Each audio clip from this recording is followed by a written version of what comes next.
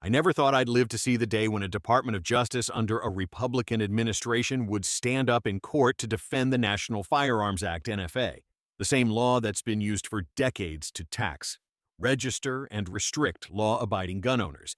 Yet that's exactly where we are right now. The Trump DOJ has filed arguments defending the NFA's suppressor restrictions, calling them a modest burden on the Second Amendment. Think about that. A so-called conservative administration arguing that one of the most intrusive gun control laws in American history is perfectly constitutional. Today, I'm breaking down the case of United States v. Peterson, a critical battle unfolding in the Fifth Circuit Court of Appeals.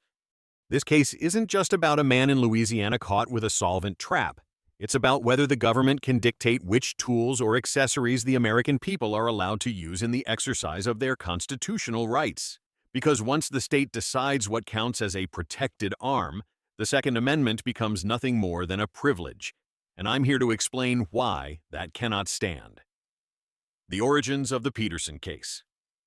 It all started back in 2022 when federal and state law enforcement agents executed a search warrant at the Louisiana home of Mr. Peterson, a lawful gun owner and small FFL holder.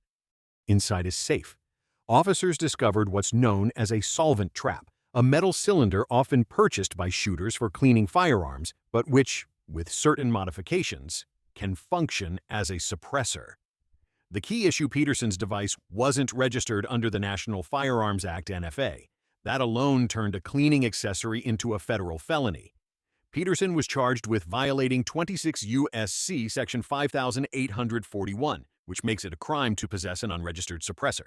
He didn't deny ownership. Instead, he challenged the law itself, filing a motion to dismiss the charges. His argument was straightforward but powerful.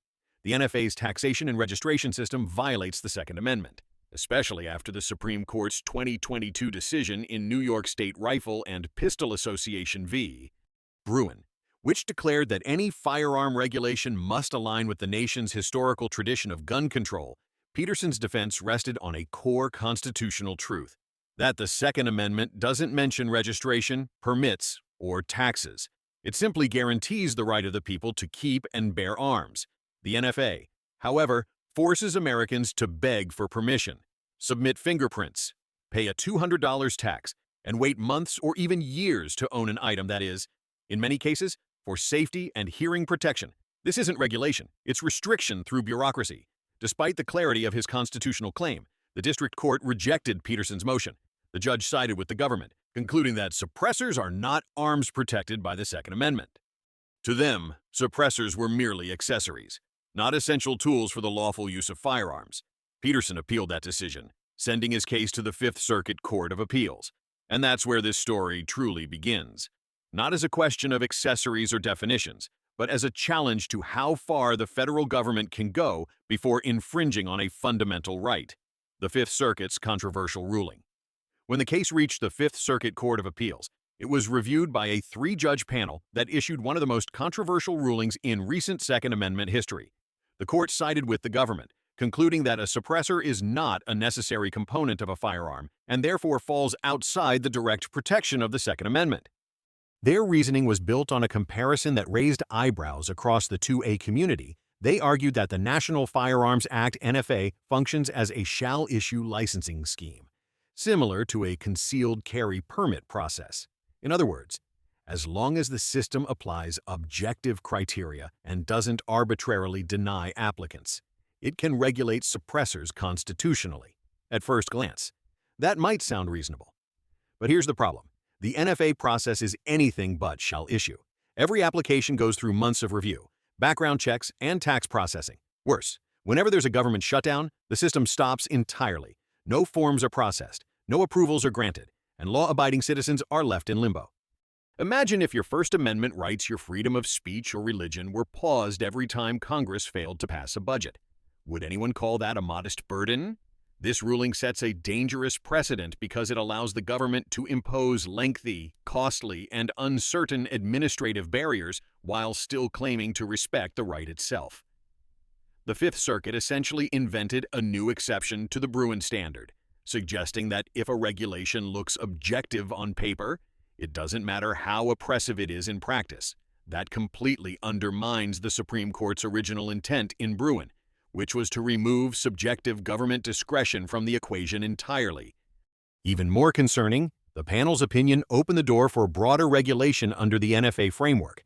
If suppressors can be taxed and registered simply because they are not necessary to operate a firearm, what's to stop lawmakers from applying the same logic to magazines, optics, or even ammunition? Once the government can declare any firearm component non-essential, the entire Second Amendment starts to erode piece by piece. For many gun owners and constitutional advocates, this decision isn't just legally flawed, it's morally wrong. Rights don't exist at the convenience of government administrators. They exist because the Constitution says so. And when a federal court redefines the meaning of those rights, it's our duty to challenge it head-on, just as Mr. Peterson continues to do, the Trump DOJ's surprising argument. When the Fifth Circuit's initial ruling came down, many believed that the next phase in en banc review by the full court would be the chance to correct this constitutional misstep. After all, this wasn't just another technical gun case. It was a direct test of whether the Second Amendment could be narrowed through bureaucratic interpretation. But when the Trump Department of Justice DOJ submitted its response, the direction of the case took a turn few conservatives expected. Instead of supporting Mr. Peterson's petition for a full court rehearing, the Trump DOJ urged the Fifth Circuit to deny review, standing firmly in defense of the National Firearms Act (NFA). Their written argument claimed that the NFA's suppressor restrictions impose only a modest burden on lawful gun ownership, and that the act itself aligns with historical traditions of regulating weapons susceptible to criminal misuse. In essence, the DOJ argued that since suppressors can still be obtained through taxes, fingerprints, and background checks, the system remains constitutional. That reasoning ignores the core principle affirmed by District of Columbia v. Heller, 2008, and Bruen, 2022, that the Second Amendment is not a second-class right to be exercised only through government permission. The notion that a citizen must pay a tax and seek federal approval to possess a safety device, one that protects hearing and improves control, flies in the face of both liberty and logic. What shocked many was not just the legal position, but the political context. A Republican-led DOJ under an administration that publicly praised the Second Amendment was now making the same arguments once advanced by the Biden administration and the ATF. This exposed a deeper truth about the machinery of government regardless of which party holds power. The bureaucracy protects its authority first and the people's freedom second. The argument that the NFA operates as a benign shall-issue system is convenient only to those who have never endured its red tape. Even more alarming, the DOJ tried to dismiss concerns about broader implications. They claimed the Fifth Circuit's ruling wouldn't justify taxing or registering all firearms, saying that would require a different analysis.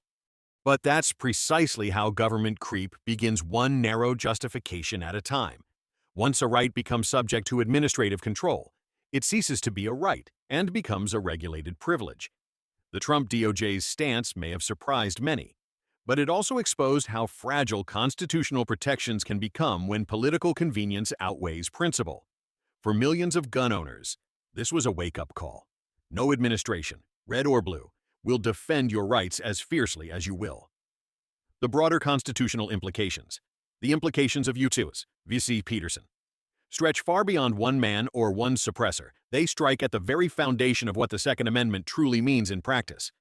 If the Fifth Circuit en banc panel upholds the previous ruling, it won't just preserve the National Firearms Act's suppressor restrictions, it will solidify a judicial precedent that the government can regulate, tax, and delay any firearm-related item it deems non-essential.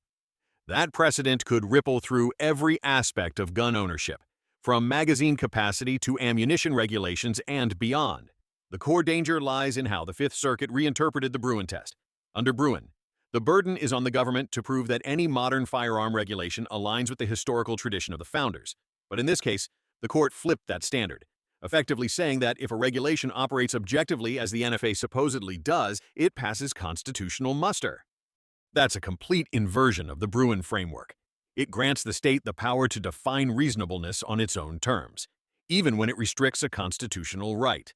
Let's not forget District of Columbia v. Heller, 2008, and McDonald v. Chicago 2010 both made clear that the Second Amendment protects weapons in common use for lawful purposes. Suppressors, by any metric, fit that definition. They're owned by over 1 million Americans, approved by the ATF, and used legally across the country for hearing protection and safety.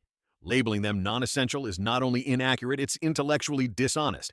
It ignores their legitimate, widespread use and reduces the Second Amendment to a question of government convenience. Moreover, the NFA process is riddled with inefficiencies and vulnerabilities. The average wait time for a suppressor tax stamp can exceed 9 months, and every time the federal government experiences a shutdown, the entire process freezes. That's not a shall-issue system. It's a whenever Washington feels like it system. Imagine telling a journalist that their freedom of the press would be paused for 9 months while an application clears. No other constitutional right is treated with such disrespect. If the Fifth Circuit refuses to rehear the case, Peterson's legal team can petition the Supreme Court, but there's no guarantee the justices will take it. And even if they do, the Trump DOJ's continued defense of the NFA signals that the government, regardless of administration, will fight to preserve its regulatory reach. This case exposes the growing divide between political rhetoric and constitutional reality. Politicians may campaign on defending gun rights, but the bureaucracy they oversee often works to erode them quietly. For every American who believes in the rule of law, this should be a wake-up call. The Constitution does not defend itself. It requires vigilant citizens willing to stand up, challenge injustice, and demand that our courts remember the limits placed on government power. Whether this case ends at the Fifth Circuit or in the halls of the Supreme Court, one truth remains constant: freedom delayed is freedom denied. So where does this all lead? The Peterson case isn't just a courtroom battle, it's a test of whether the American government still recognizes that rights come from the Constitution, not from bureaucratic approval.